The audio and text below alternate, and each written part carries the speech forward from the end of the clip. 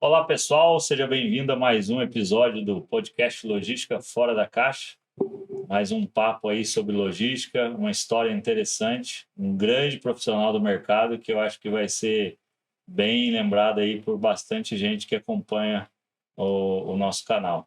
Tailan, semana intensa de trabalho, você nem cortou o cabelo, como é que tá essa situação aí? Normalmente quando o cabelo tá grande do careca é porque ele não tá Não tendo tá tempo tendo para. tempo. Mas é isso aí, ó. Dessa semana tivemos alguns eventos, né, aqui em São Paulo, voltado para a logística. Muitos profissionais estão por aqui, estamos tentando encaixar com as agendas, né, dessas pessoas e fazer com que elas venham contar um pouco da sua história, contar um pouco da sua trajetória. Alguns profissionais são de outros estados, então normalmente é mais difícil para eles estarem em São Paulo e a gente conciliar as agendas, mas A acho gente até que. tenta pagar voos, né? Mas eles não querem receber essa cortesia. E aí, vamos para mais um bate-papo. Então, você, nosso telespectador aí que vai assistir essa entrevista, está acompanhando aí os nossos bate-papos ao decorrer dos meses, né, e das semanas. Hoje, para não diferenciar, nós vamos ter mais um grande convidado, mais um bom bate-papo. Mas é sempre importante deixar aqueles recados tradicionais, né, dos podcasts, que é para você que está vindo aí pela primeira vez conhecer o canal, assistir as nossas histórias, se inscrever no nosso canal no YouTube, compartilhar, é importante, né? Você compartilha com os amigos, né? Muito provável que você conheça a pessoa que vai estar por aqui e outros conhecerão ou devem conhecer. Então compartilha com os amigos, deixa um recado lá, uma mensagem que o convidado também normalmente costuma responder. Se inscreve, né? Curta as entrevistas. Tem uma série de entrevistas. Quantas entrevistas nós já estamos? Acho que essa vai ser 70, 69, uma coisa assim. Então, para você que está no canal aí olhando pela primeira vez, puxa para trás. Daqui a pouco tem uma entrevista de algum profissional que você conheça, né? Então, vale a pena prestigiar. Além disso, nós estamos também no Spotify. O Spotify aí para quem gosta de ouvir uma boa conversa, indo para o trabalho, voltando, indo para casa, né? Aqui em São Paulo, muito trânsito, às vezes a pessoa Quase não dá tempo de ouvir, né? às vezes a pessoa está entediada dentro do carro, gosta de ouvir uma boa conversa, tem o Spotify também. Beleza? Um abraço aí, obrigado aí pelas recomendações que vocês têm feito para nós. E vamos apresentar o nosso convidado aí, Elton. E o nosso convidado de hoje é o Sandro Galego, gerente de logística na Áurea Alimentos. Sandrão, há quanto tempo estamos tentando marcar essa entrevista? Pois é, Helder, boa noite, Tailan. É uma honra estar aqui. Faz tempo, acho que desde a primeira gravação de vocês, eu já tive o convite ali para fazer parte. Eu acho que o mundo de logística acaba te impedindo, né? A vontade era grande, eu acho que era uma honra. Acho que o Helder é um exemplo para mim como profissional. Eu já conheci o Helder há algum tempo. E eu queria estar aqui, né? Só que, infelizmente, a rotina de um logístico acabou me impedindo. E hoje, né? Graças ao apoio de vocês, estando em São Paulo, né, porque a gente é de fora do estado, também a logística acaba complicando, acabou coincidindo e a gente e vocês também abriram as portas para que a gente pudesse estar aqui participando desse evento tão grande como que é esse canal de vocês. Legal, Sandro. Eu agradeço aí o convite, a ter aceito o convite, né? A oportunidade de bater esse papo contigo. Realmente, acho que a gente se conheceu ali em 2020, né? Isso. Foi, acho que o primeiro contato em 2020. De lá, a parte legal, tanto daquilo que a gente vive aqui, como qualquer experiência de mercado, é que quando você conhece um bom profissional, você não perde o contato. E ele está sempre... Você está sempre se lembrando e em algum momento se encontra. Né? Vocês se conheceram onde? Na Tirol. Na Tirol. No processo de implantação que a gente estava tentando lá na Tirol. Eu estava morando em Itapema e trabalhava lá com a Jane, com quem mais tinha. Tinha uma galera ali da época, ex-Seara, que trabalhava ali e que fazia parte do nosso ciclo de amizade, ciclo de conhecidos. Cara, assim, ó, agradeço a tua vinda e vamos bater um bom papo e contar a história, porque a gente já ouviu muitas histórias que te envolvem aí nos processos, né? Diego Sarmento, Leandro Pinho, tem mais gente que passou aí que se lembra de você. A gente sempre começa, né, nosso bate-papo querendo entender quem é o profissional, quem é o Sandro Galego, como começou a sua história. Então, vamos lá. Minha história começou há um bom tempo, né? Em 89, Acho que eu tinha 16 anos quando eu entrei na empresa Seara. A Seara Alimentos foi minha grande escola. Naquela época, a Seara fazia parte do grupo Ceval, era uma empresa pequena, e eu não trabalhava na logística, né? Eu comecei na área financeira, onde eu permaneci por 6 meses. Após essa etapa, eu fui para uma área contábil, onde eu jamais imaginava trabalhar na área de logística. A logística nem era conhecida como, né, como uma carreira, né, tão importante para as empresas. Era conhecido como transporte, estoque. Era uma época da velha guarda da logística. E um ano depois, a fábrica da Seara, onde eu trabalhava dentro da área contábil, acabou fechando e eles transformaram a fábrica no centro de distribuição. Ele era uma unidade própria. E foi ali que alguns colaboradores ficaram. E nisso, como eu tinha um pouco de conhecimento na área financeira e contábil, eles me convidaram para fazer parte da gestão de estoque do CD. Onde era? Era em Itapevi, São Paulo. Eu sou natural aqui de São Paulo, né? Então a minha carreira começou aqui e na cidade de Itapevi, junto com a Seara. Então era uma empresa pequena que estava em desenvolvimento e ali começou a minha trajetória como logístico. Eu trabalhei nessa unidade aproximadamente por uns 5 anos, até que a Seara foi vendida para a Bunge. A Bunge, a grande empresa Bunge, que ficava com a sede em Gaspar. E a partir daquele momento a gente começou a incorporar todas as atividades da Seara, conheci um pouquinho de uma empresa multinacional, porque a Bunge já tinha um know-how, mas a Seara continuava pequena para a média empresa, né? E eu ali no meu processo de desenvolvimento, um rapaz novo, com ambição, ainda com formação sendo concluída em análise de sistema. Eu não pretendia ser um logístico, pretendia ser um cara de TI, né? E foi o meu início, minha trajetória. Com o passar do tempo na Seara, eu comecei a me identificar com a logística e vi que a parte de TI não era o que eu queria. Era uma coisa muito maluca, né? Eu acho que o Helder, ele tem um perfil mais para TI. Tem nada.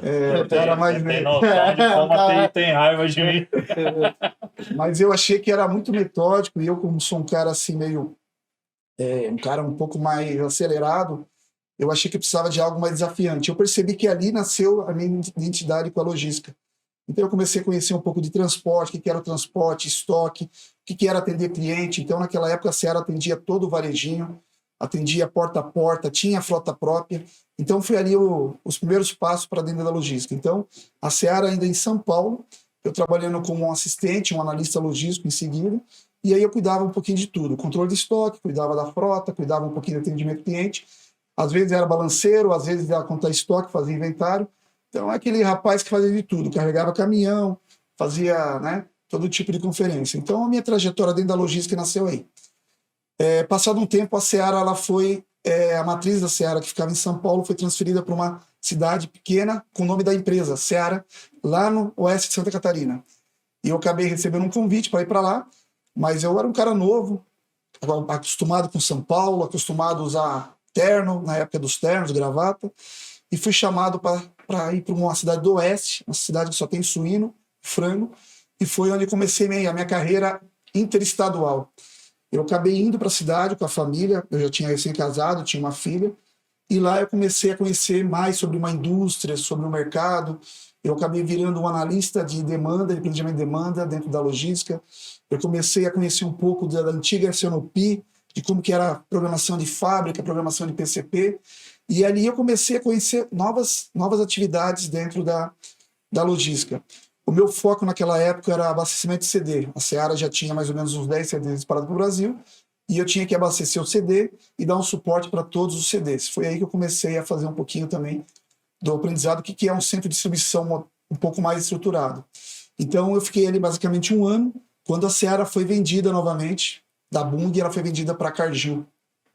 Então, passado esse período, uma empresa americana comprou a Seara da Cargill e nós voltamos para São Paulo. Então, a princípio, ficamos 1 ano em São Paulo. A Cargill ainda estava conhecendo a Seara, deixou com um comando antigo. E 1 ano depois de ter voltado para São Paulo, ela decidiu que a sede teria que ficar em Itajaí. Por que Itajaí? Itajaí era o polo, na época, de incentivo fiscal. Ela tinha um porto privado chamado Brascarne. Então, ela juntou esse porto privado junto com a gestão, toda a diretoria da Seara. Então, foi nesse momento que eu voltei de novo para Santa Catarina. Só que em Itajaí. Itajaí, mas dali eu nunca mais saí do sul. E ali, realmente, eu tive contato com uma equipe de planejamento. Comecei a aprender planejamento, comecei a conhecer a logística corporativa, a interagir com outras áreas, a conhecer ferramentas. E e fui promovido a coordenador. Então, dali eu era responsável em coordenar os CDs. E uma situação engraçada é que quando eu comecei na logística, eu tinha um coordenador chamado Laudísio Marchese. Ele era um cara referência no mercado. Ele veio assumir a Seara e ele começou a me ensinar como logístico. E ele acabou ficando em Itapevi, cuidando do CD, e eu fui para Santa Catarina, na logística corporativa. Passado um tempo, passado mais 1 ano, 2 anos que a Cargill sumiu, foi feito um assessment e eu acabei virando gerente de todos os CDs. E o Laudísio Marchese, que era o meu coordenador, passado 2 anos eu acabei sendo o gerente dele. Então são coisas da vida, né? É uma sensação estranha, porque você acaba tendo o seu superior, o seu ponto de referência, você acaba tendo que depois ser o coordenador, o responsável por ele. Então foi a primeira experiência conflitante que eu tive na vida, que eu tive que, né, eu era um rapaz novo, que tinha que liderar um senhor que já tinha uma certa bagagem na logística, né? Então eu fiquei um pouco mais com a Cargill. A Cargill foi meu grande momento no mercado internacional. A Cargill me proporcionou fazer um benchmark com empresas do grupo. A Cargill tinha empresas de açúcar, empresa de cacau, tinha também a parte de azeite aqui em São Roque, que era o azeite galo. Então eu comecei a conhecer outras empresas, a conhecer tecnologia, a saber como funcionavam os RPs do mercado, além do RP da Seara. Fui convidado a participar de um evento em Minneapolis, que era a sede da Cargill, um evento mundial. Foi por acaso. Eles convidaram todos os diretores de BUs do Brasil, de todas as unidades, e meu diretor não quis ir. E como abriu a vaga dele, ele tinha um bom contato comigo, ele me indicou como gerente da distribuição, e eu acabei no lugar dele. Então foi a primeira experiência que eu tive, experiência internacional, e eu fiquei 1 semana em Minneapolis fazendo projetos, conversando com outras pessoas do mundo inteiro da Cargill, e fazendo projetos para grandes empresas, Walmart, Unilever, Nestlé, e ali eu comecei a ter uma visão macro, uma visão maior. Até então eu tinha uma visão local, uma visão de distribuição urbana, uma visão de cadeia de frios, que era a Seara. E com a Cargill me possibilitou abrir um leque. Eu comecei a entender mais a importância de um customer service, que era pouco difundido no Brasil, a importância de um S&OP verdadeiramente construído, né, com foco de trazer um maior resultado para a empresa, independente do plano de produção e o plano de venda, a importância das tecnologias, né? Era bom você ter um colaborador engajado, um logístico. Antes trabalhava 24 horas, né? Não tinha descanso, não tinha vida, ele viajava, e aquilo era bom para o ego do colaborador, para o ego do logístico. Só que não era bom para o resultado. O cara se matava de trabalhar e o resultado era pequeno, né? Muitas vezes ele estava cansado, ele estava doente, aquele resultado não vinha. Então, naquela época da Cargill, eu consegui entender que a tecnologia, construção de processos bem definidos, indicadores que te mostrassem o que está dando certo e o que está errado, era o caminho. E não o trabalho árduo e pesado, né? Principalmente como gestor. Então, a Cargill foi a minha grande escola do ponto de vista de trazer a visão de um gestor, do que um gestor logístico realmente tem que trazer. O esforço braçal, quando o cara está começando, é importante. Mas se ele conseguir fazer muito mais, com menos recursos, com menos esforço, é aí que nasce realmente um cara qualificado. Então a Cargill foi a minha escola, foi, vou dizer assim, um momento que eu tive muita sorte de conviver com gente do mundo todo, né? E trazer conceitos, copiar, né? Eu sempre fui um cara, eu digo assim que eu sou um cara que gosta de inovar, mas antes de começar a inovar, eu comecei a copiar o que as pessoas faziam de bom e melhorar e colocar um pouco do meu rótulo. Isso me deu muito mais velocidade em trazer um resultado do que inovar e colocar alguma coisa que fosse algo com a minha cara. Então, os meus primeiros 15, 20 anos como profissional de logística foram copiando, olhando as boas práticas de mercado e trazendo para as empresas que eu trabalhei. E isso me deu muito resultado. Então, vamos dizer que até a Cargill era o meu auge, né? Era trabalhar numa empresa multinacional americana, uma empresa que era líder de mercado praticamente em tudo, menos com a Seara. E eu estava num momento de êxtase como profissional. A empresa cobria todos os treinamentos, tudo que a tecnologia tinha acesso, todo tipo de colaborador que queria contratar no mercado você podia bancar. Então você estava em voo de cruzeiro. Até que um certo dia a Cargill resolveu vender a Seara. E aquela venda da Seara, nenhum profissional que trabalhava na Seara podia ir para a Cargill. E eu acabei ficando na Seara e sendo assumido pela empresa Marfrig. A Marfrig era uma empresa, é uma empresa, né, que hoje é uma potência, mas na época estava com poucos anos de casa. Ela tinha recém comprado algumas empresas, outras empresas, como a da Granja, como a Frango Du, e adquiriu a Seara. Então ela não tinha estruturado nenhum processo, é uma empresa totalmente informal, vinha do ramo bovino, que totalmente ilegal, procurava práticas ilegais. Então, se sair de uma empresa totalmente estruturada, como a Cargill, com processo e sistema, e para uma empresa na época da Marfrig, né, assim como eram todas as empresas na época do ramo de bovino, patrocinado pelo governo, com muita gente tirando vantagem, e o dono era uma pessoa muito simples, então se percebia que tinha muita coisa política no meio, o seu Marcos Molina, mas foi uma época de aprendizado. Então, uma época como você é jovem, você acaba perdendo o seu brilho, fala, pô, mas agora eu sou uma empresa nacional de novo. Eu era uma multinacional e agora eu passo a ser uma empresa nacional com pouca visibilidade e a Seara, que eu achava que estava bem, foi vendida porque não dava o resultado que a Cargill esperava. Então ali foi um momento para minha vida profissional. A gente estava até brincando com o Helder, que eu tenho colegas hoje que sofrem esse mal, né? Que eu não estava preparado para sair do topo e para uma empresa menor ou para uma empresa que não dava tanta visibilidade. Só que eu vou te dizer que foi o melhor momento, foi um amadurecimento da minha carreira. Porque um logístico hoje, tendo tudo na mão, tendo investimento, tendo sistema, tendo equipe, praticamente ele não tem desafio. Ele vai tocar um negócio que está pronto. Quando eu fui para a Marfrig, eu tive um desafio grande e foi um privilégio, eu fui escolhido para unificar as empresas do grupo, tanto a da Granja, tanto como a Mabela, tinha a Mabela também, que ficava no sul no oeste de Santa Catarina, como a Du. Então eu fui responsável em sair a campo, olhar todas as estruturas e somar as estruturas numa só, de distribuição. Então eu fiquei praticamente um ano visitando CDs, olhando equipes, tirando o melhor equipe, fechando unidade. Então, fechar a unidade da Seara Distribuição, da Marfrig, juntar num só, fechar a unidade da Granja com a Du e fechar num só.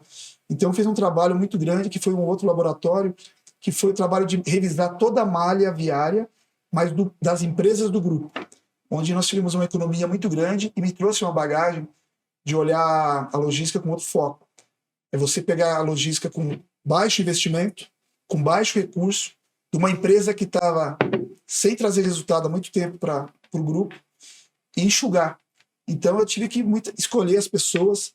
Eu vinha de uma equipe que era da Seara, que tinha muitos colaboradores antigos, mas eu tinha que olhar o colaborador das outras empresas de uma forma neutra e saber qual que era o melhor, quem que ia ficar. Então foi um trabalho difícil, porque você contratar pessoas, selecionar pessoas, investir é fácil. Mas no momento que você tem que enxugar, porque a logística hoje é isso, você tem que racionalizar, você tem que também você não pode ser sentimento. Então foi o momento que eu tive que pensar com a razão. Eu tive que ser racional, mais racional do que emocional.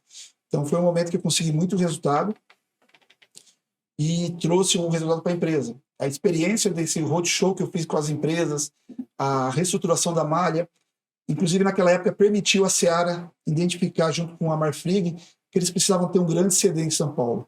Nós começamos um CD, inclusive, aqui na Anhanguera, um projeto. Eu fui o iniciante desse projeto, mas eu comecei a ter algumas divergências com o dono da Marfrig e com o CEO da Marfrig na época, que começou a achar que eu era uma pessoa muito nova, que não tinha todo o conhecimento que ele precisava. E ele acabou trazendo dois gestores para me apoiar, né, de certa forma, da BRF, e que eram pessoas que já tinham uma história, pessoas mais antigas, e acabaram meio que me ocultando, começaram a me ocultar no trabalho. E eu, como novo, uma pessoa nova, eu poderia ter aceitado aquilo e trazer como experiência, mas eu acabei achando que era o momento de eu trilhar novos caminhos. Então eu já estava um pouco saturado de ter outras pessoas comandando aquilo que até então era eu que comandava, né? Mas que era para o bem da empresa, mas eu não via dessa forma. E eu recebi um convite de um ex-diretor da Seara para ser um consultor. Eu, com 22 anos de Seara, eu achava que estava na hora de eu ter voo solo. Todo mundo falava que eu tinha potencial para ser consultor. 22 anos. 22 anos de Seara. Comecei na Seara. Não, eu costumo dizer que eu passei por 4 grandes grupos, né? Ceval, Bung, Cargill e depois Marfrig. Consegui sobreviver, porque geralmente uma mudança de grupo, poucas pessoas acabam Mudou ficando, 4 né? vezes. Mudei 4 vezes, tive que passar por 4 acessos. Isso me deu um pouco de bagagem, tanto técnica como comportamental. Na Marfrig, foi a última experiência e eu usei muito o emocional e não a razão. E eu acabei forçando minha saída, onde eles concordaram, eles viram que eu não tinha mais a motivação, eles me desligaram, eles pediram, você quer sair mesmo? Eu falei, quero. Você estava com quantos anos aí?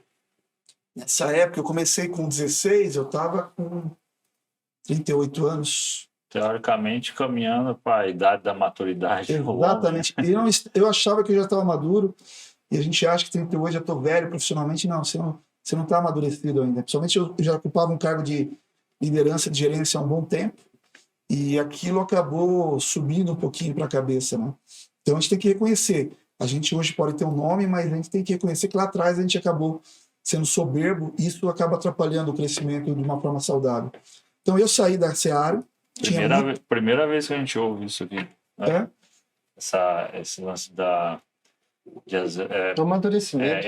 Parte daquilo que a gente tem de objetivo das histórias é exatamente mostrar esses pontos críticos, né? Porque a tua história não é feita só de momentos lindos, maravilhosos dentro do a história de ninguém é. Exato. Não é. Só que dificilmente alguém ressalta essa questão do ego, a questão às vezes até a certa arrogância de achar que tu é melhor que o outro, né? Isso é interessante. E foi o que aconteceu, porque entraram 2 pessoas, ex-BRF, um gerente da Perdigão da Sadia, onde eu poderia ter olhado com outros olhos, ali é um potencial de conhecimento para mim aprender com eles. Porque até então eu tinha crescido com a Seara, a gente tinha aprendido, eu dominava a Seara, só que eu não tinha vivido outras experiências que nem eles tinham, né?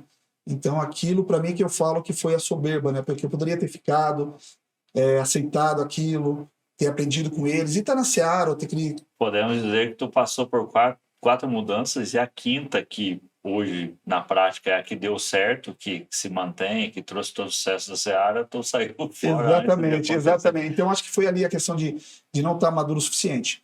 Mas vamos dizer que tudo é experiência. Eu sempre olho para trás hoje e digo que, assim, eu não me arrependo de nada, né? Mesmo com os erros que eu reconheço. Sim. Mas, de certa forma, fez bem para o meu crescimento. Então, depois que eu saí da Seara, foi aquela questão, né? Você sai e você fala, pô, tô aliviado, agora eu vou mostrar para o mundo, né? Eu recebi um bom dinheiro na época, eu estava feliz, falei, agora eu tô no caminho, vou ser empreendedor, vou ganhar dinheiro. Eu já era professor universitário, né? Então até esqueci de comentar, fazia 5 anos que eu estava trabalhando dando aula, então eu dei aula em algumas universidades naquele período. Na época da Seara também eu fiz um curso dentro da PSED, fui chamado para um curso online, eu montei um curso de 3 horas dentro de um estúdio, que foi aplicado nas plataformas, na época de EAD da USP. Era um dos primeiros EAD que existia. Então foi um privilégio, porque eu era reconhecido dentro da Seara. Então me chamaram, fizeram um convite, eu fui. Então 3 horas gravando um EAD, um curso de logística completo, voltado para logística de perecíveis. Isso foi uma grande experiência que eu tive ali, né? Então, legal, dar aula é legal, né? Dar aula é legal. E dando aula, eu comecei a ter outro valor. Você olhar para os alunos, você começava a passar o que você conhecia. E na universidade, muitos alunos gostavam de mim porque os outros professores eram teóricos. Eram professores realmente que estudaram para ser professor, eles se focaram naquilo, mas eles tinham muita teoria, e eu de teoria era péssimo, talvez não era o melhor, mas na prática eu mostrava todos os atalhos para todo mundo. Então eu sempre gostei dos alunos e eles me valorizavam. Eu era sempre escolhido para ser amigo da turma, eu ganhei projeto dos alunos, eu era orientador de projetos. Então para mim foi o momento do auge, né? Estar na Seara, ser professor, e quando eu saí da Seara virar consultor, eu falei, agora eu já sei falar, eu sou prestigiado pelo mundo dos alunos, eu estou bastante tempo na estrada, vou começar a ganhar dinheiro. E realmente foi o que aconteceu. Eu fui chamado para o primeiro projeto numa empresa familiar em Minas. Era um projeto de 3 meses, uma empresa chamada Ita Alimentos, é um laticínio, uma transportadora própria, familiar. Foi a minha primeira experiência familiar. Quando você sai de uma multinacional, você sai de uma empresa toda estruturada, vai trabalhar na empresa familiar, você acha que a empresa é fácil, só copiar e colar e fazer a empresa rodar. Aí chega lá, você encontra os donos, que o dono fala, sempre foi feito assim. Então você tem que dar resultado, mas mantendo um pouquinho da história da nossa empresa. Então você tem um outro desafio, que é convencer os donos que a história ela se mantém de forma assim sentimental para eles, mas que nos processos, na forma de fazer, tem que mudar, senão a empresa não evolui. Então foi um grande desafio. Ali eu tive que entrar muito na operação, eu tive que trabalhar dia e noite, ganhei o prestígio, mas quando eu vi, eu estava 6 meses na empresa, morando em Itabirito, já tinha me habituado com Minas e já estava olhando para trás e falando, cara, agora será que era isso mesmo que eu queria? Eu era um profissional de uma empresa menor, ganhando como um PJ, ganhando como muito bem, mas estava começando a perder o que o mercado fazia. Então eu trabalhei aquele período nessa empresa, depois eu fiz trabalhos menores, né? Eu trabalhei na Tritec, no Sul, fiz consultoria na Casaredo, empresa de biscoito, fiz também no Atacado Moto, mas eu estava 1 ano ali já rodando, já não via mais minha família, e alguns momentos de crise. Então, o cara ser consultor é bom, o cara tem uma certa liberdade, uma certa autonomia, mas, por outro lado, o cara também não tem uma bandeira. A bandeira é sua, mas você sente falta de... Eu sentia falta de defender a bandeira da Seara, a bandeira das minhas equipes, de você apresentar um projeto novo para um diretor.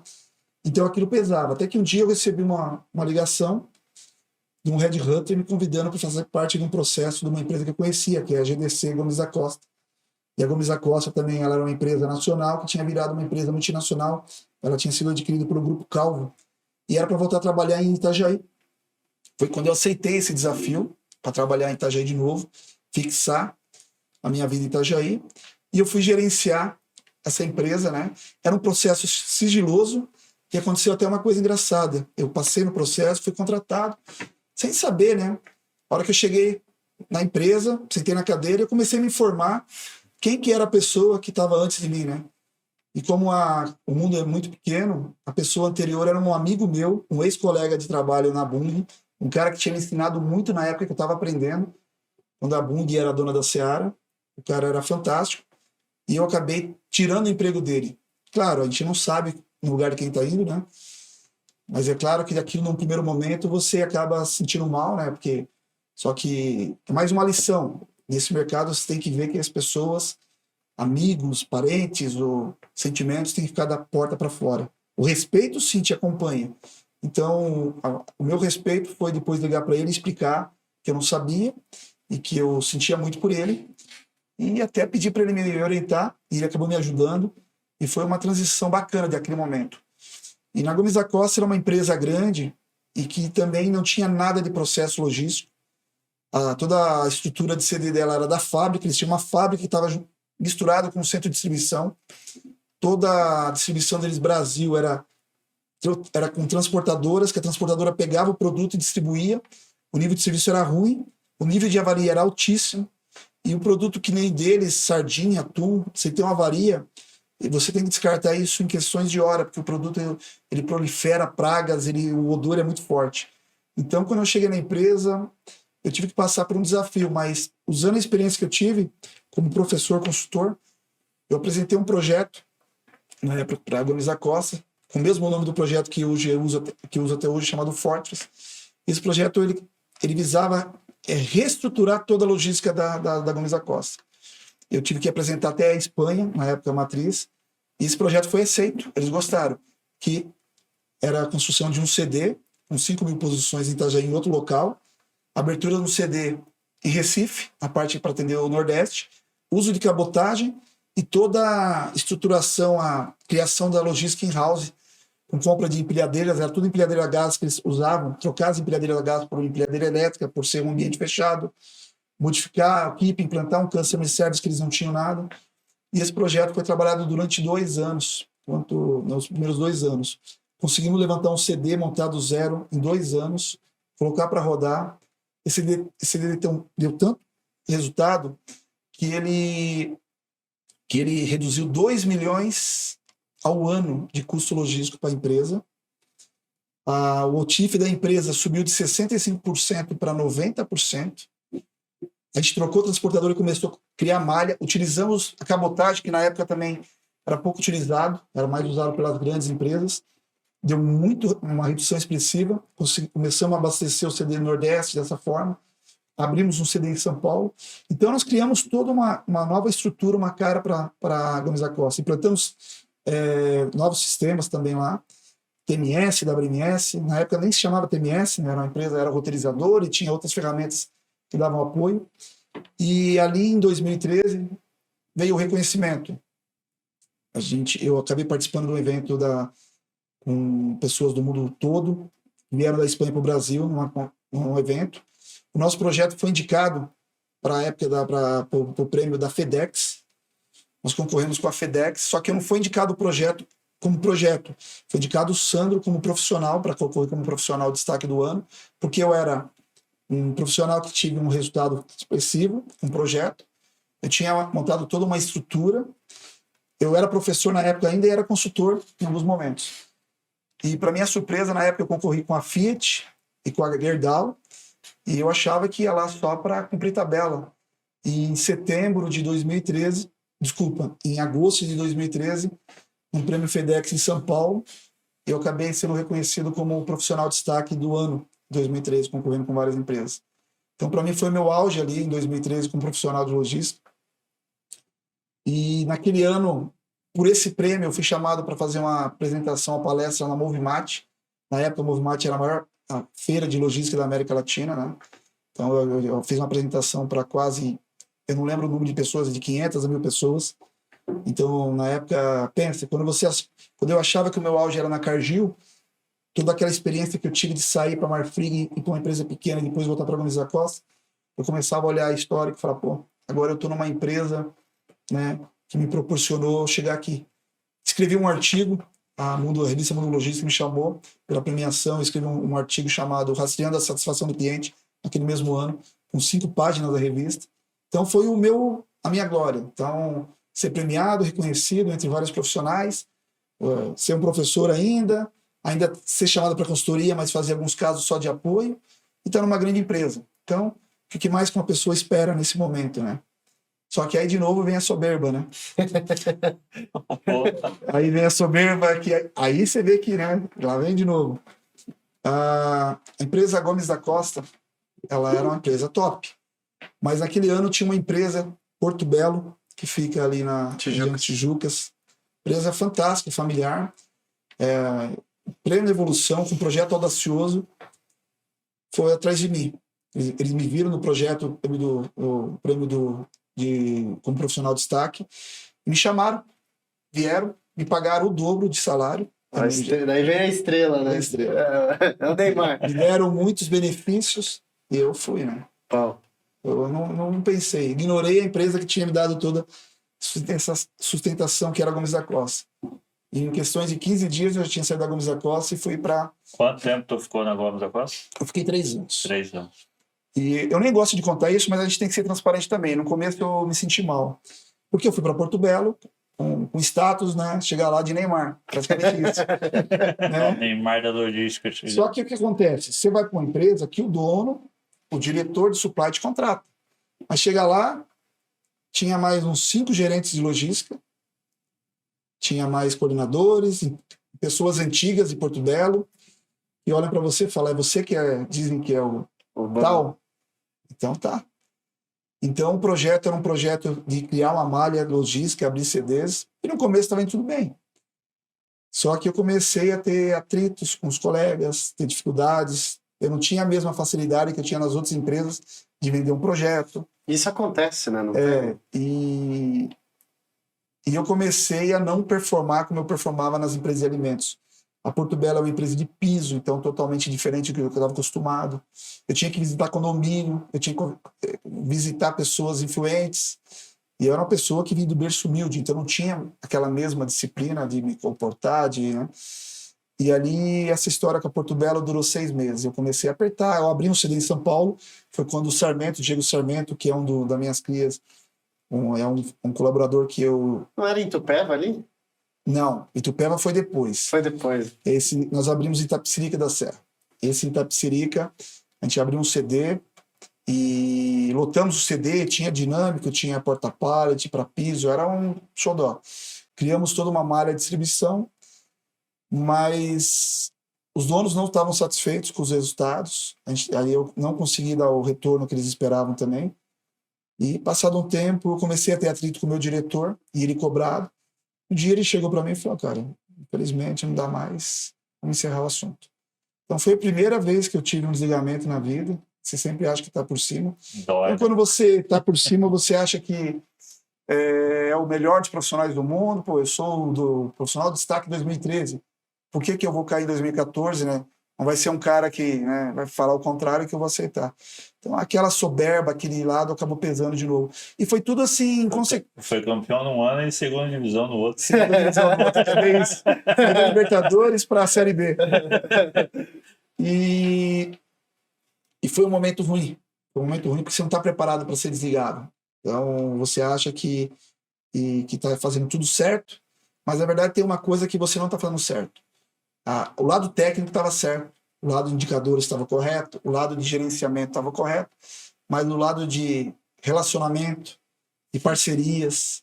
Eu ouvi isso no meu desligamento. Falei, cara, você é um cara muito bom tecnicamente, teus números são legais, mas a cultura está te fazendo mal. É duro tu ouvir isso. Exatamente. É legal tu contar isso, porque geralmente é difícil tu falar e reconhecer, principalmente onde você errou. Né? Nessa tua trajetória, ter se desligado é uma experiência ruim. Eu acho que nem todos na vida passam, mas quando tu passa, tu aprende muito.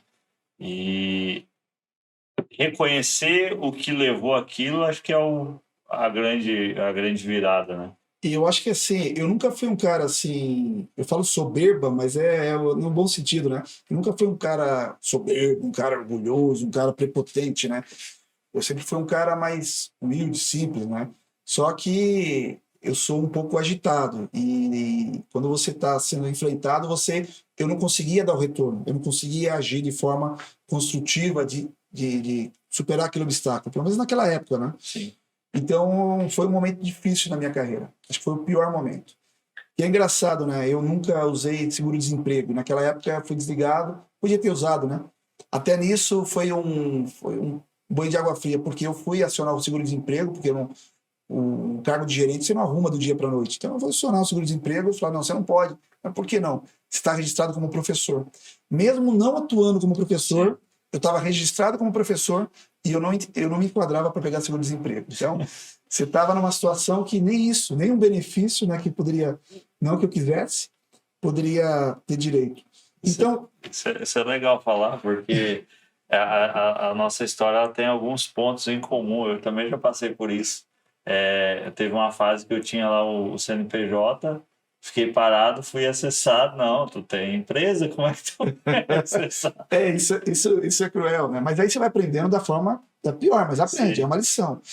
E eu fiquei 3 meses ali angustiado. Eu tinha saído da Porto Belo em julho e ali já passava setembro, passou meu aniversário e nada. Vinha muitas propostas, mas eu sempre recebia uma coisa curiosa, eu sempre recebia o seguinte feedback: cara, você foi o profissional do ano, você não vai querer trabalhar na minha empresa, você vai se desanimar.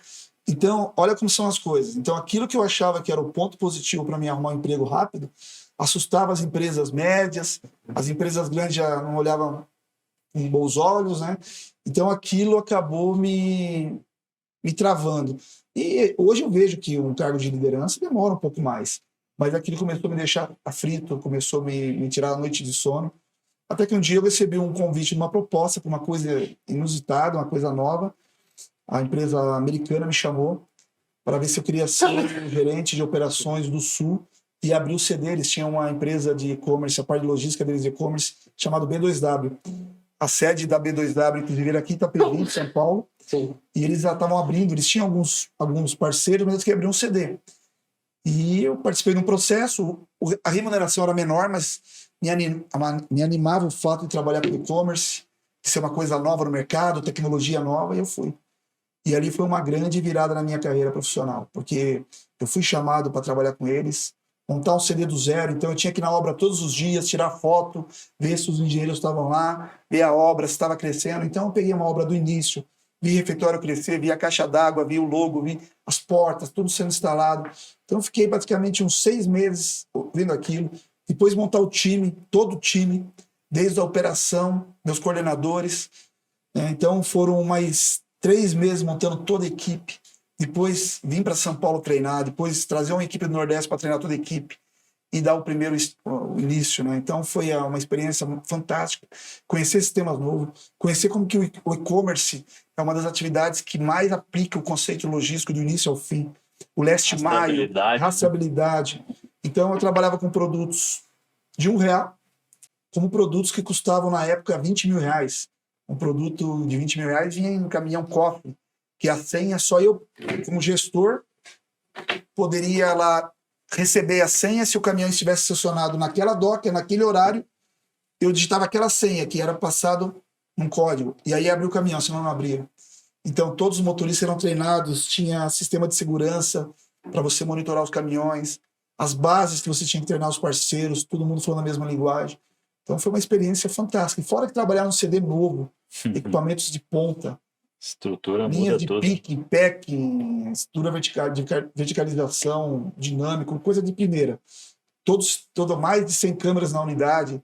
Eu via a operação de casa, parecia um Big Brother olhando tudo. Painéis assim, de controle de segurança, né? Portais de segurança. Então era um sistema fantástico. Para mim foi uma bagagem ali enorme.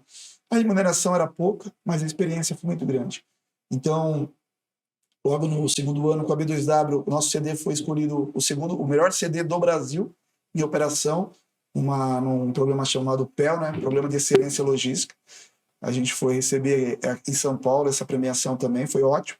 Mas era um time novo, equipe boa, o Sul é bom para você fazer logística, né? Então o Sul é muito bom para fazer logística e foi tudo maravilhoso. Mas foi um período que eu acabei me separando, tive problemas pessoais de separação. E tive um novo relacionamento, e a B2W já estava dando sinais de uma situação financeira muito boa. Americanas, no sinal. Aí a Americana resolveu extinguir as lojas de e-commerce, que cuidava só de e-commerce, e juntar com a loja física, né? Então ela já tinha a base da loja física, que não era em Santa Catarina, então ela resolveu fechar as unidades dela do Sul. No primeiro momento eles me chamaram para ser o gerente comercial da frota. Eu fiquei gerenciando a frota, contratando clientes para a frota, para Last Mile, mas não era meu core business. Minha experiência era voltada para CD, para armazém, para gerenciamento corporativo. Então, ser um cara de gestão de transporte regional, eu ganhava o mesmo, só que faltava desafio. Foi quando a Tirol me chamou, na época eu conheci o Helder, para montar uma nova estrutura e morar em Três Itírias. Então, eu queria permanecer em Santa Catarina e aceitei o convite da Tirol. E a Tirol tem uma coisa engraçada, né? A empresa familiar. E eles me chamaram, só que eles falaram: você vem aqui assumir a cadeira de logística, vai assumir a conta de gerente, vai cuidar de toda a distribuição nacional. Só que eles deixaram de me contar algumas coisas. A primeira delas, quando eu cheguei em Três Itírias, né? Fui conhecer a equipe. Quem que é você? Não, eu sou gerente de logística da Tirol. Eu falei: como assim? Eles não tinham desligado o gerente anterior. Eles mantiveram o gerente, eles tinham 4 gerentes de logística na equipe. Na verdade, eles tinham nomeado gerente para tentar segurar as pessoas, mas eram cargos de coordenação. E o cara que estava como gerente sênior, o cara tinha 30 anos de Tirol. Nossa. Então ele nasceu com a distribuição do Tirol, ele cresceu na Tirol, e ele sabia os processos daquela forma antiga. Utilização manual, eles estavam recém-instalando um TMS, ele fazia toda a visitação dos CDs, e os CDs era tudo manual, fazia auditoria manual. E a minha missão era desligar essa pessoa. Como que você chega numa empresa e você vai desligar um profissional que tem 30 anos de mercado, tem todo o amparo da equipe, e tinha mais 3 gerentes que eu teria que desligar. Mas o que eu fiz? O gerente mais antigo eu tive que desligar realmente. Ele não aceitava permanecer no time de uma outra função. Então eu conversei muito com ele e ele acabou aceitando ser desligado e foi montar um negócio dele. Mas foi difícil, porque o time no primeiro momento ficou contra, né? Pô, por que você está mandando um cara embora? A empresa já deveria ter limpado o caminho, mas acabou deixando a missão para mim.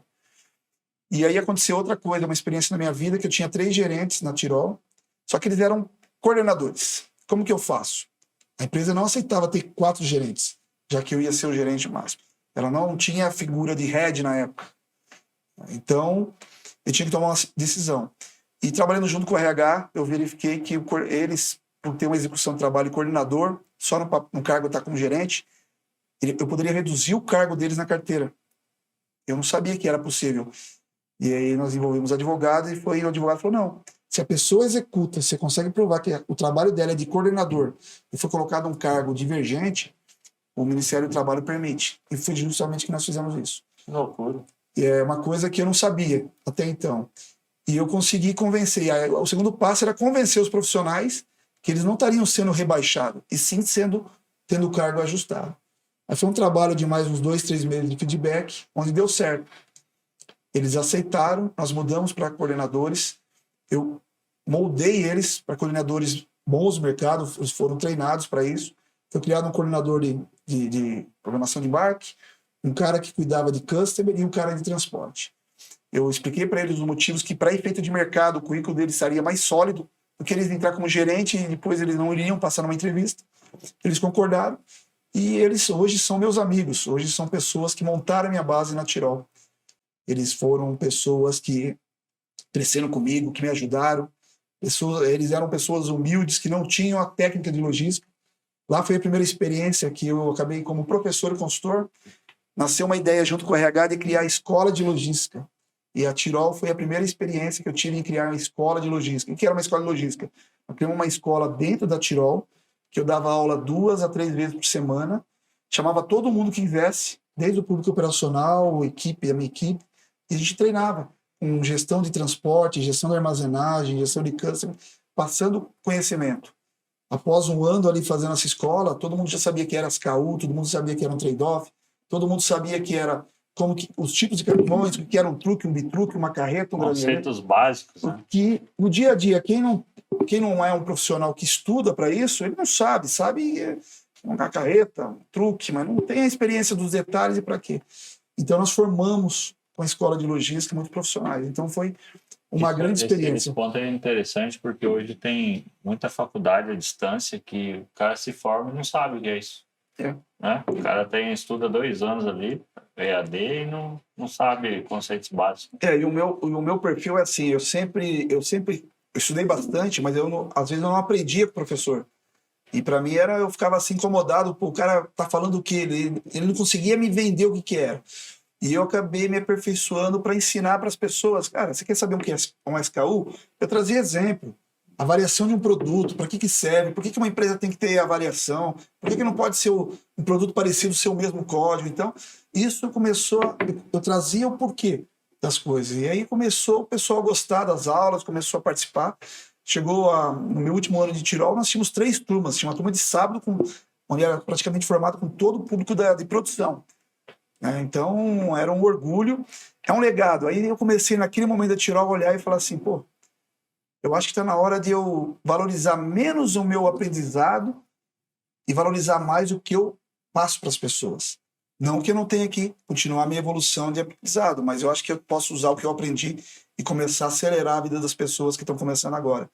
Então, na Tirol, acho que foi o meu grande momento de sair de filho para um pai, começar a olhar meus colegas, meus profissionais que estavam ali, como pessoas que eu pudesse trazer algo melhor.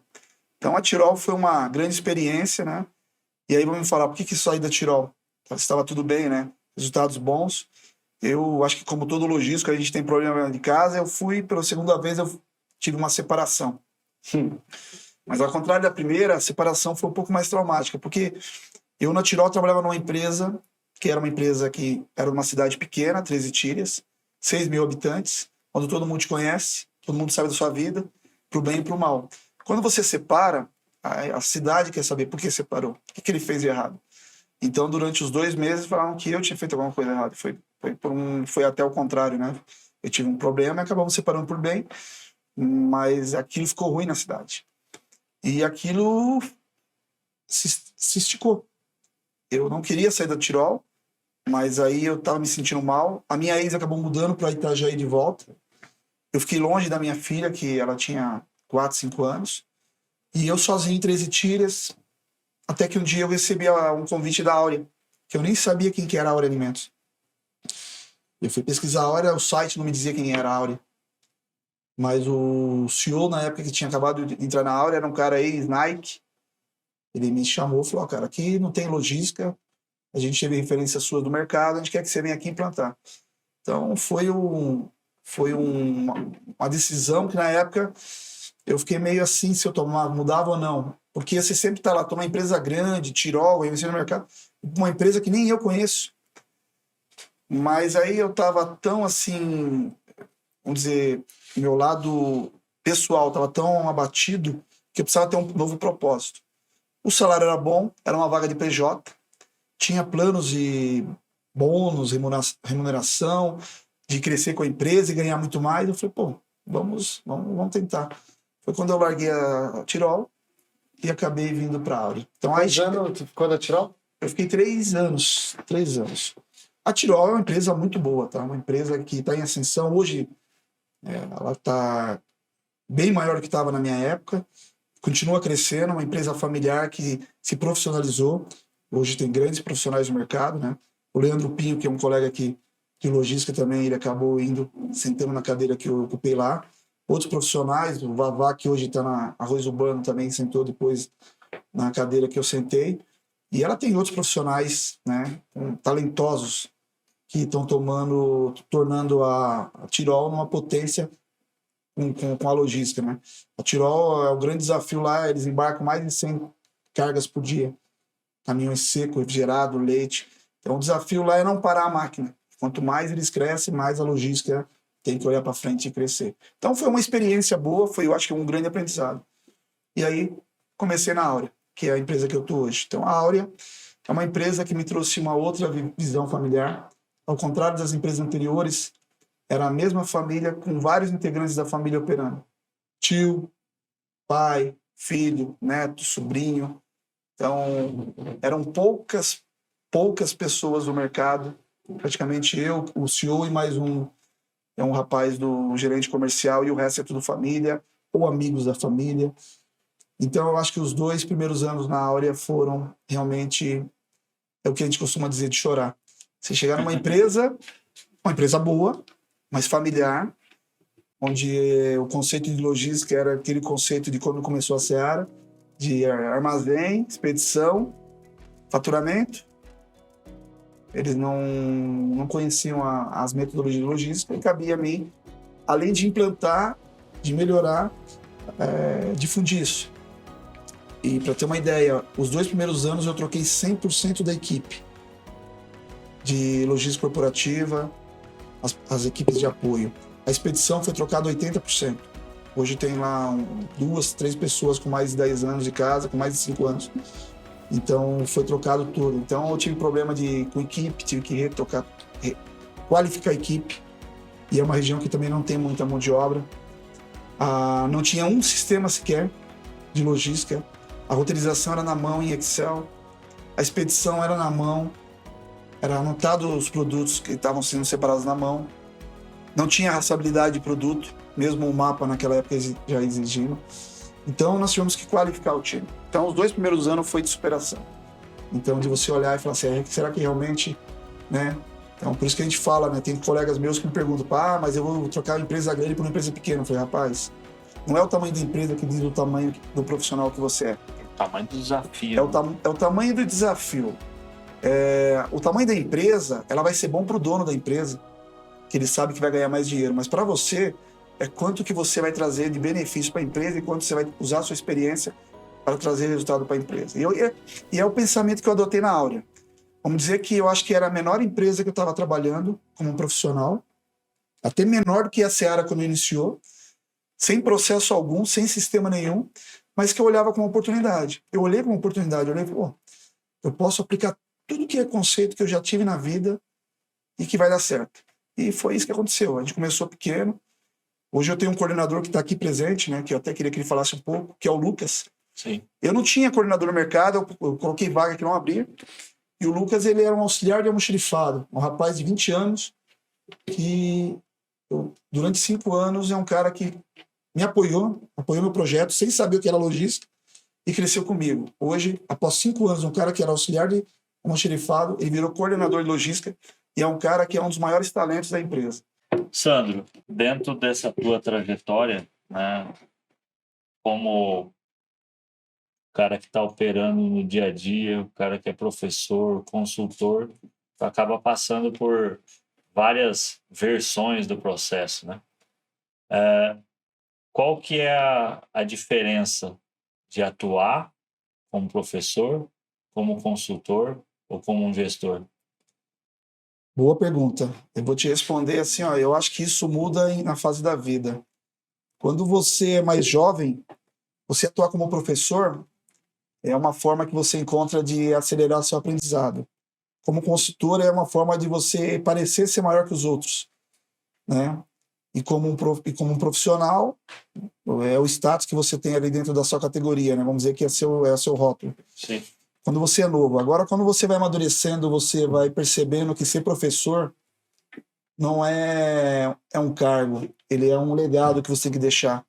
Você só é um bom professor se você cria bons profissionais e se aquilo foi útil para alguém. Então, hoje eu vejo ser um professor, eu uso muito de ser um professor, quando eu vejo pessoas que nem o Lucas, como eu vejo depoimentos que nem o do Wilson, ou de tantas pessoas, né? Esses dias eu estava olhando a lista de quantos profissionais eu assumi com assistente que hoje são gerentes, diretores do mercado. E que muitos falam para mim, né? O Diego até brinca que o Diego fala que eles são da escola galeguês. A galeguês. Eles falam que eu acabei passando conceitos que hoje eles usam, né? Então, como professor é isso. Como consultor, eu acho que a gente é consultor em todos os momentos da nossa vida. A gente fala que é consultor só porque ganha, porque está aplicando um trabalho, mas como gestor a gente tem que ser consultor. Um consultor, a diferença dele para um gestor é que ele vai lá e estrutura, que ele é uma pessoa neutra, que ele está mais olhando. E o gestor não. O gestor ele tem que fazer consultoria dentro do seu trabalho. Ele tem que olhar, ele tem que avaliar, ele tem que ver se vale a pena ou não, se tem risco ou não. E esse é um erro que muitas vezes o cara do gestor só quer operar. E ele esquece de que ele é um consultor também. Então, o consultor, para um gestor, ele é fundamental. Você tem que ser consultor na sua vida. Se você vai querer o melhor resultado, você tem que saber onde você está e onde você quer alcançar. Não adianta você sair jogando, porque você pode estar indo para o caminho errado e a distância fica maior. E o profissional em si é o que te rotula perto das pessoas que você está conhecendo. Ele te dá uma responsabilidade maior que os dois. Porque professor, você é o soberano na sala. O consultor, você é um cara que está prestando serviço para quem te contratou, independente do público que você está envolvendo. Agora, o profissional tem uma responsabilidade grande com a sua equipe, com os resultados da empresa, e ele tem que ser um equilíbrio, né? Uma coisa é você liderar uma equipe grande, fazer que nem o Wilson faz e ser justo para buscar o resultado, tornar a equipe motivada para buscar o resultado, e você conseguir trazer o resultado para a empresa. Então, esse equilíbrio. Então, acho que você tem que ser, na sua vida, professor, ensinar as pessoas, tem que ser o consultor a todo momento de ter análise para você tomar uma decisão, e o profissional é a soma de tudo para executar e trazer o resultado para a empresa, tá? Nossa, não há dúvida, mas é uma orientação. Jovens como o Lucas, né, que chegam aí iniciando no dia a dia do trabalho, qual a dica que você dá para essa juventude aí, para quando a oportunidade bater na porta? A juventude é assim, ó, hoje em dia a gente tem que entender que o sucesso não vem do dia para a noite. Que, eu tô com 1 ano de profissão, eu sou um cara novo e quero amanhã já virar gerente, eu quero ser um cara reconhecido. O reconhecimento, ele vem com trabalho árduo, você tem que ser humilde, eu acho que é humildade, né, de aprender e não ter uma linha só de aprendizado. Acho que às vezes você tem um mestre, mas você tem que ter vários professores na sua vida e sempre praticar o bem. Tem muita gente muitos jovens que querem o atalho, ganhar dinheiro fácil e passando por cima dos outros ou usando de ações que não sejam corretas. E eu digo que não é o melhor caminho, porque você pode até ter o resultado rápido, mas isso não se sustenta.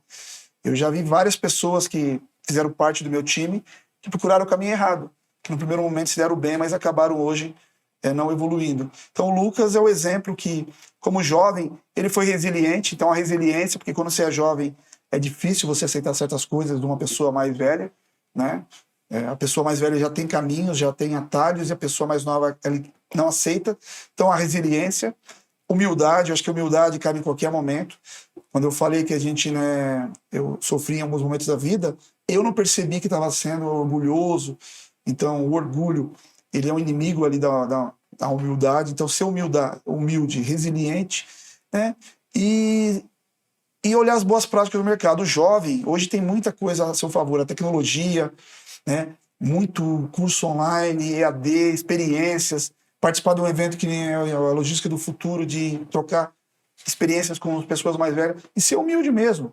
Reconhecer quem são as pessoas que já trilharam o caminho e conversar com as pessoas. A minha história foi assim.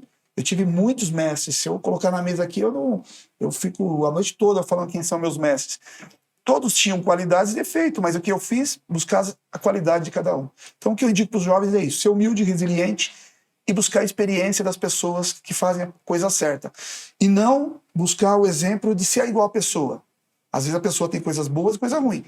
Seja o espelho das coisas boas que as pessoas de referência no mercado têm. Aproveitando aí a tua colocação dos mestres, né? Tu foi referenciado aqui em alguns casos. Quem foram os teus mentores aí durante a tua trajetória? Eu tive vários mestres. Eu acho que um dos meus primeiros mestres foi o Laudísio Marquesi, falecido, que ele me pegou ali com 16, 17 anos e me deu uma aula de postura, de ter uma linguagem corporal, de ter uma linguagem, né, de educação.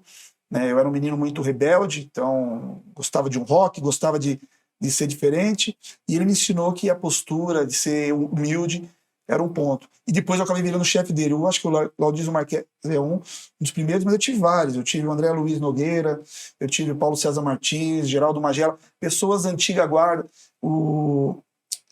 Márcia Cristina também, que foi uma grande. E eu digo que a minha equipe foram meus mestres. De cada pessoa que eu orientei, sempre também foi uma forma de eu aprender com eles. O Lucas é uma pessoa que é nova, mas eu aprendi muitas coisas com ele. Sim. Né? O Wilson, aprendi muitas coisas com ele. E eu vivo aprendendo. Acho que os mestres mesmo são esses que eu falei, né? Da velha guarda da Seara. A Seara foi uma boa escola. Né? E eu acho que as empresas familiares, a Tirol, eu tive uma boa experiência de como lidar com famílias. Então, eu tive o seu Henrique Ruffen, que me ensinou como que é conviver com uma pessoa de família. A família é dona. Eles às vezes são bons donos, mas não são bons gestores. E a gente tem que aprender a respeitar isso. Então são pessoas, né? Edson Martins, que trabalhou na Tirol, na Laclelo, foi um cara que me ensinou o cara para frente. Recentemente, Gilberto Canachiro, que é um cara que me ajudou bastante aí a postura, a ter o equilíbrio. Na GDC Pascoal. Então, foram vários. Fora os mentores que eu sempre, né? Eu coloquei assim, né? O próprio Leandro Pinho, eu gostava muito da atitude dele, de ser um cara proativo, né? Tabuada e Novaes, que são os mestres aí da logística, né? Ano passado eu e o Lucas tivemos um evento em Santa Catarina com Tabuada, então foi um privilégio ter um evento com ele. Então, foram vários. Então, não dá para eu perdoa e peço desculpa se esqueci de alguém, mas Faz parte. não existe um só, a gente tem que pegar o melhor de tudo. Dá mais uma meia hora de conversa, mano. Já tá uma hora e meia conversando. Caraca, tá. História. Esse cara fala, né? Não, tem bastante. O cara já. É experiência, né? E vivência já. Tem que falar pro Sarmento. Sarmento tá pago, né? O Sarmento, que ele insistiu, falar, o Sandro tem que ir. E realmente é uma história bacana, a trajetória. Muito legal. Fantástica. Mas o Sandro não é diferente de ninguém. O Sandro é só um cara mais velho que, com certeza, mais experiente, que passou por várias situações, boas e ruins, né? E vai aprendendo, né? O importante é você aprender com seus tombos, e errar é humano, não voltar a errar, né? Então, eu acho que isso a gente busca. Eu acho que agrega bastante para o nosso canal, para o nosso formato de comunicar a logística, quando tu cita exatamente os pontos falhos da trajetória, reconhece esses pontos falhos, e trazer aqui duas figuras que fazem parte da tua trajetória, né? Dois profissionais que estão se construindo exatamente dessa troca de experiência, que é o que a gente gosta de transparecer sempre, tanto de passar conhecimento, né, quanto aquela que está construindo uma história ouvindo o outro, né? A gente, no dia a dia, você convive com pessoas que retêm conhecimento, pessoas que estão desesperadas para passar conhecimento, e isso faz parte de qualquer ambiente, né? Não, eu agradeço aí a oportunidade, né? Eu acho que o maior legado é, como eu falei, eu não posso contar quanto dinheiro eu recebi na vida, mas eu acho que é imperdível as pessoas que eu consegui fazer, formar, e os amigos, né? O Sarmento é um que eu vejo hoje como, né, um baita de um profissional, então é méritos dele, mas eu sabia que eu contribuí de alguma forma. Sim. Então tem o Lucas, tem o Jair lá da GDC, tem vários outros que eu posso citar aqui, mas eu acho que o maior legado é isso. O dia que eu olhar para trás e falar, essa pessoa, de alguma forma eu contribuí. Pode até ser que ela não perceba, mas de alguma forma eu contribuí. Então isso é o que importa. Não é o dinheiro que eu recebi, não é os prêmios que eu recebi, mas é quantas pessoas que eu consegui deixar alguma coisinha, uma sementinha plantada. Então é isso. Show de bola. Agradeço aí a entrevista e a história que tu contou. Você fala muito bem e quem está ouvindo prende a atenção. Eu acho que quem vai assistir esse bate-papo que nós tivemos vai ter o mesmo resultado. Foi legal você trazer os meninos aí, desejar sucesso aí para vocês. Queria conhecer a operação em algum momento. Sim. Quando a gente estiver lá para a região de vocês. Ah, será um prazer. Estão bem-vindos. Conhecer, né, ver de perto, porque fazer um benchmark, né, conhecer as boas práticas e replicar isso para o mercado, a gente que também está vivendo em várias empresas. E desejar sucesso aí para vocês, que Deus abençoe, né? Que o Santos não caia. Pois é. E eu vou te contar um segredo aqui, ó. Um último segredo aqui, tá? Às vezes a gente vem aqui para fazer entrevista, mas eu vou contar uma história. Uma história não. Eu tenho um cara aqui que eu sou fã, que é o Helder Tenório, cara. Eu acho assim, ó, o Helder lá atrás, ele veio me oferecer um produto, um serviço, uma negociação, mas eu já tive assim uma empatia com ele. E eu vejo assim o trabalho que vocês fazem. Eu não conhecia tanto a Ilan, mas o Helder, eu sou assim fã desse trabalho de vocês, tá? Legal. E o Helder assim, ele me chamou e às vezes não dava para vir aqui, mas o Helder é uma referência para mim. Que assim legal. Como todo. Então eu me sinto assim lisonjeado de estar aqui com esse emblema da logística para mim. Dá o lenço para mim agora. E descobri que ele é santista, é um ponto a mais para ele. Não, legal que a gente está aqui. Era para ter, tu veio com 2 gremistas, era para mim e o Tailan ter ido ontem na Pois é, coincidência. Convidado, mas a logística não deixou. A logística não deixou, exatamente. Que pois doideira, mas cara, tudo bem, ninguém perdeu, ninguém ganhou, tá tudo certo. Com certeza. Quando tava 1-0, eu falei, nossa, ainda bem que eu não fui. Quando o pau torou ali no final, nossa, ali ia ser demais. Não, vai ser bom. Cara, eu agradeço tu ter comparecido, a gente conseguiu marcar assim de supetão. Eu que agradeço, né? Agradecer o Andrei que conseguiu. O Andrei é top, que não aparece, mas é o que é o sucesso funcionar. E assim, agradeço as tuas palavras aí, realmente dentro desse contexto de logística, de conhecer as pessoas do mercado, você vai formando conexões. E igual eu disse, eu não conheço o Diego Sarmento ainda. Não, foi um cara de coração. A gente se fala uma vez na semana pelo menos, às vezes abre problemas de operação, troca ideias legais ali, e não conheço o cara pessoalmente. Tem que conhecer, ele é um ser humano fantástico. Sim, ele é uma pessoa ele tá devendo fantástica. Para vir aqui de novo, né? Para vir, na verdade, não de novo no programa, mas a primeira vez presencial, né? Aí agora, o Diego, tá pago a do Galego e falta a sua, né? Mas eu acho legal você quando cita, né, que o universo logístico ele é pequeno, né? Tu foi ali como o Neymar da logística numa das tuas fases, e é exatamente isso, tu não fazer inimigo, criar conexões, porque sempre um tem referência, independente de ser uma operação semelhante, situações, produtos diferentes. Em algum momento tenho que aprender com o outro, né? Isso faz parte.